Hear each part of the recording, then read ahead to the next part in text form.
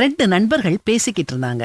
ஒருத்தர் இன்னொருத்தர்கிட்ட, கேரளாவுல ஒரு டீ எஸ்டேட் இருக்குது, அங்க செல்போன் வேலை செய்யாது, நாம அங்க போயிட்டோம்னா வெளி உலகத்திலிருந்து முற்றிலும் துண்டிக்கப்படுவோம், இங்க இருக்கும் டென்ஷன் எல்லாத்தையும் குறைக்க அங்க போய் ஒரு 3 நாள் நிம்மதியா இருக்கலாம்னு இருக்கேன், நீயும் வர்றியான்னு கேட்டாரு.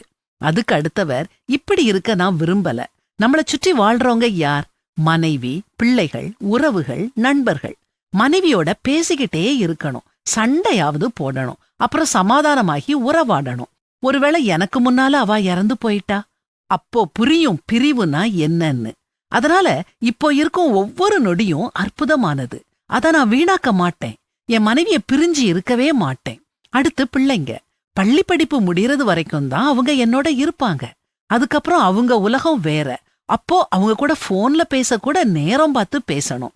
அதனால இப்போ அவங்க என் கூட இருக்கும் இந்த தருணத்துல அவங்க கூட நான் அதிக நேரம் செலவு பண்ண ஆசைப்படுறேன். வெளிநாட்டுல பிள்ளைங்களை பிரிஞ்சு வாழும் தகப்பன்களுக்கு இந்த வேதனை புரியும். அடுத்து உறவுகளும் நண்பர்களும். இத பற்றி தெரிஞ்சுக்கிட அடுத்த மாநிலத்திலோ வேற நாட்டிலோ இருந்தா புரியும்.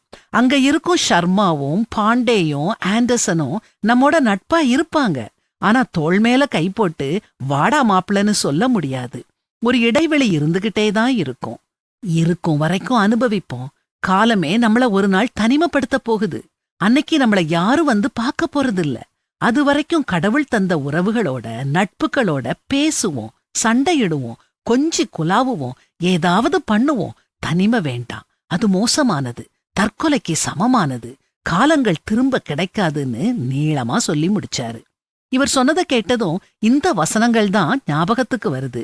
இதோ உயிரோடு இருக்கும்படி தேவன் அருளிச் செய்த நாளெல்லாம் மனுஷன் புசித்து குடித்து சூரியனுக்கு கீழே தான் படும் பிரயாசம் அனைத்தின் பலனையும் அனுபவிப்பதே நலமும் உத்தமமான காரியம் என்று நான் கண்டேன். இதுவே இவன் பங்கு.